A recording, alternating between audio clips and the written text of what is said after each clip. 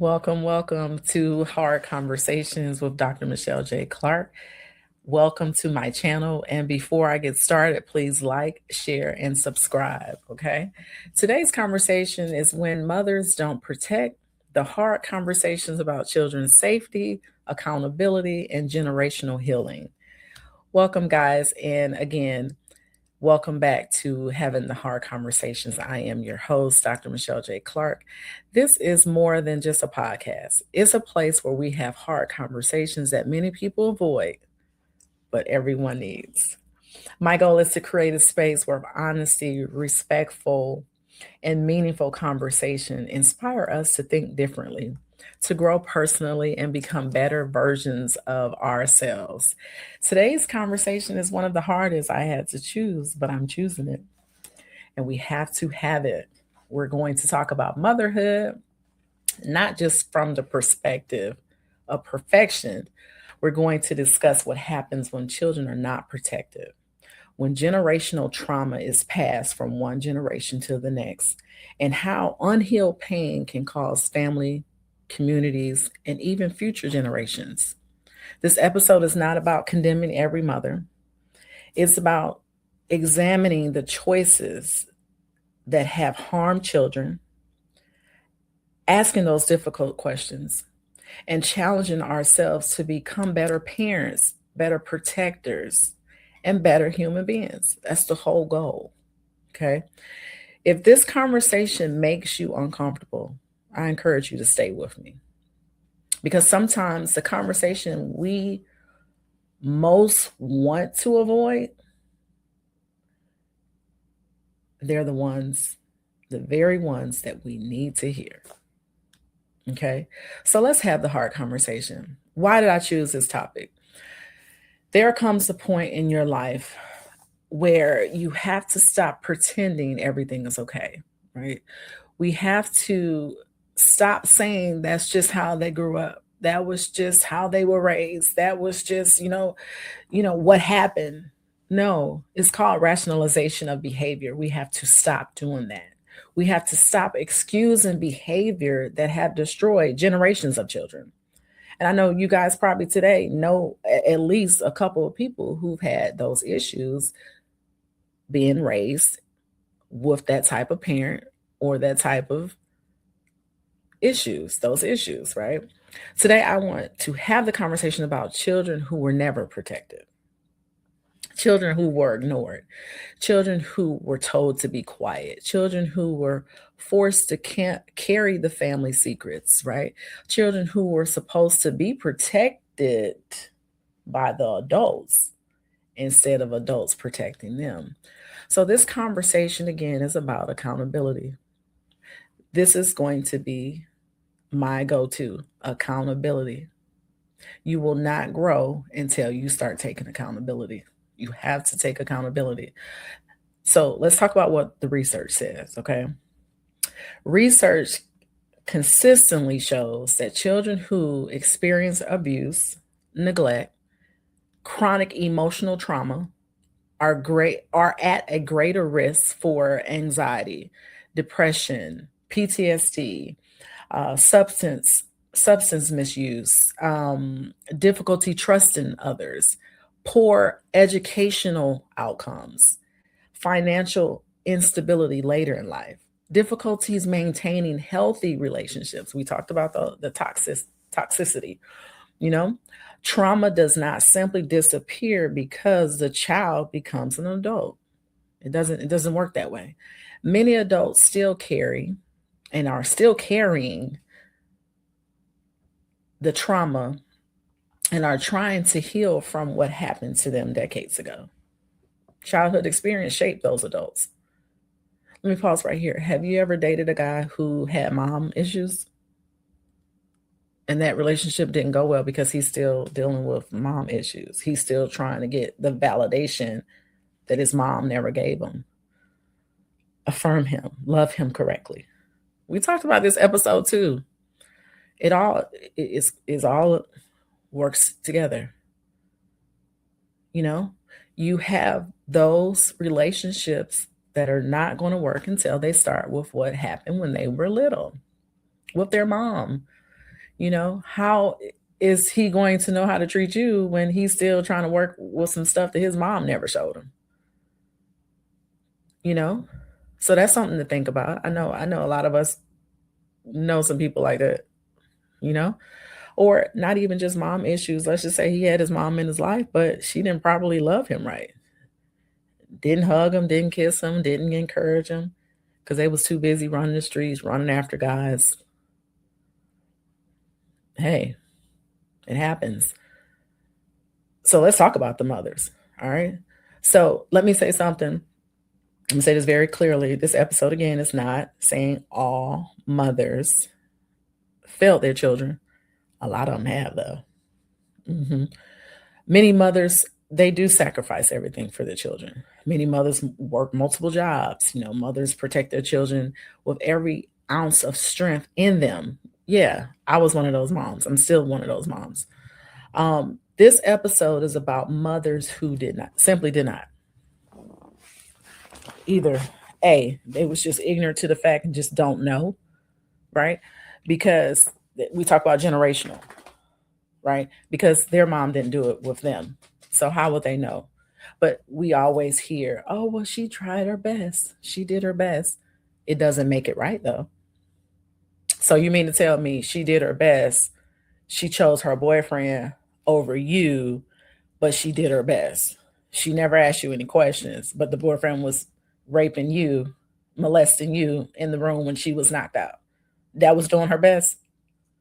We still rationalizing that? Are we? Oh, okay. Those titles again. Here we go. All right. Mothers who chose silence.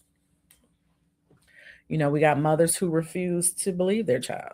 We got a lot of mothers out there that are envious of their own children. Uh-huh. Envious, jealous. That's why it's a sin. Thou shalt not what? Steal, kill, destroy. Thou shalt not envy, jealous. There's reasons for that. This is your child. You should want your child better than you. You should give your child the tools needed to succeed in this thing called life, not be jealous. Okay. Mothers who pretended, mothers who protected the boyfriends and pretended not to know, protected the husband or the family member instead of protecting their son or daughter. Let me pause right there. I'm sure y'all know a couple of those, right? Uh-huh. hmm Yeah. Um, you know, sometimes that decision could be for fear, but sometimes it could be for financial dependency as well. Sometimes it can come from denial, just no common sense, lack of. Sometimes it comes from unresolved trauma themselves. But my thing is, if you know that it happened to you, why would you want your daughter to deal with it? Why would you even want to be with a person who is looking at a little child, a little girl? None of these reasons that I just said erase the damages done to the child. That child is messed up forever. I know um, a lady now who mom was one of those moms who chose a man over the daughter, and to this day, she's don't have any kids, never been married, and always had issues with a man. Quick to sleep with him, because again, my heart goes out to these children because they grow up wanting that validation. So that's why in their relationship, when they get older, this is what happens. Mom didn't believe. Mom didn't even ask questions. She just wanted a man. Right? Yeah. Let's have these hard conversations. We need more of these conversations. You know, sometimes people ask, why are so many adults angry? You ever thought about maybe their trauma and they're still dealing with that? That's why it's a lot of people out here selfish, don't know, um, is all about them.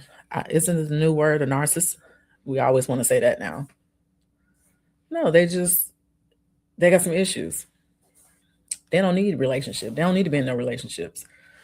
But again, maybe that was because no one protected them. Hmm. Yeah, because the very person should have been their safe place became another source of that pain.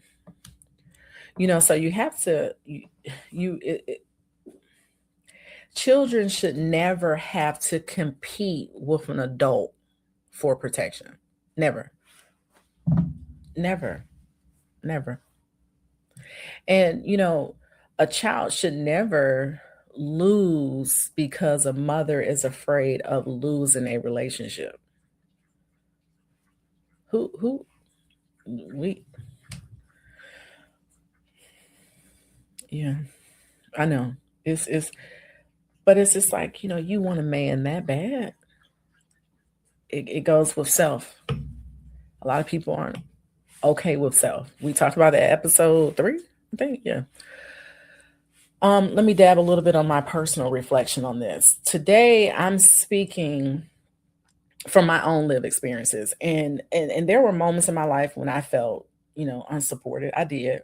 Moments I needed protection, absolutely. Moments when I needed someone to stand beside me and I did not.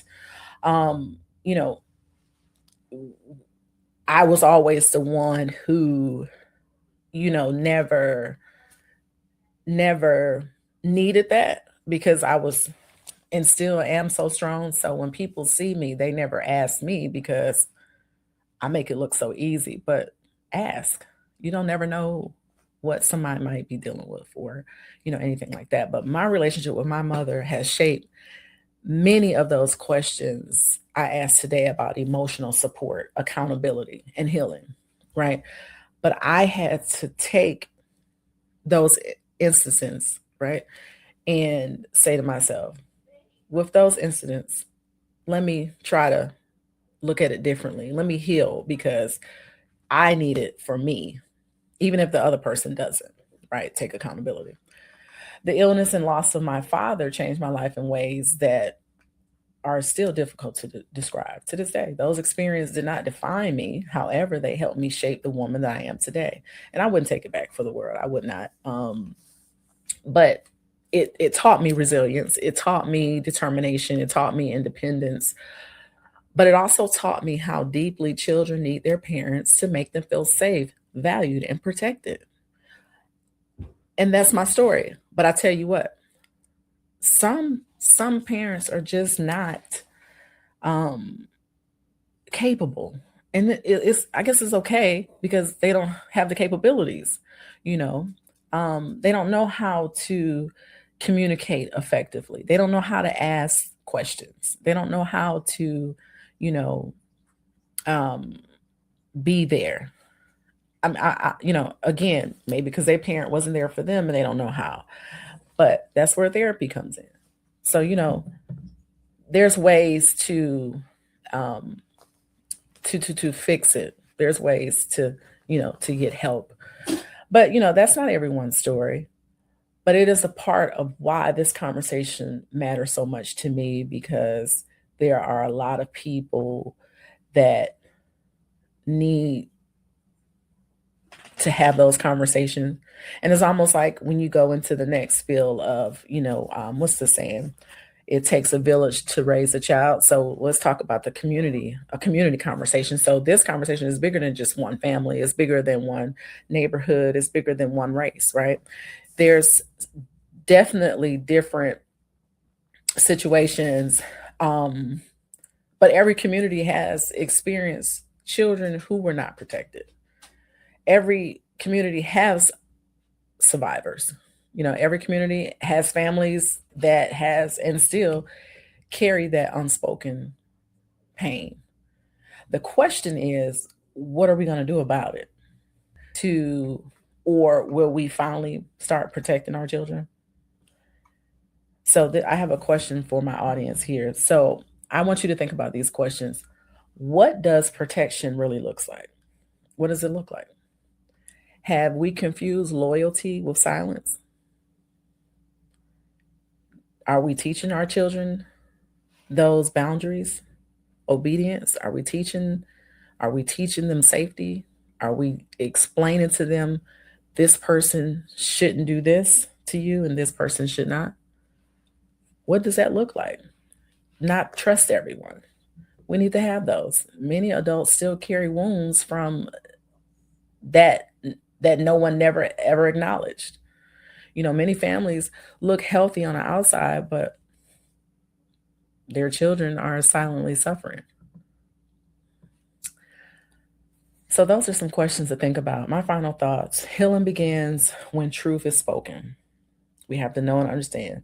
Taking accountability, healing is going to happen when that truth is spoken. Healing begins when someone finally says, this shouldn't have never happened. Healing begins when adults stop protecting those predators, stop protecting those boyfriends, those husbands. Right is right, wrong is wrong. This is not even somebody to protect. Why would you want to be with someone who is looking at a kid? That's sick. Healing begins when mothers and fathers choose their children over their own comfort. Okay? And children deserve safety. You made the sacrifice, you had the child. This is what happened when you have children. You can't bring your child to the club. I think I saw a posting on that. A girl brought a child to the nightclub. Girl, seriously? Is it that serious where you have to go out and bring your child to a club? First of all, the club should have never even allowed the child in the club. That's just, I'm trying to understand. I don't know if I can understand the thinking of that, though. Children deserve to be protected. Children deserve to be believed. Every child deserves at least one adult who's willing to stand beside them. Just one.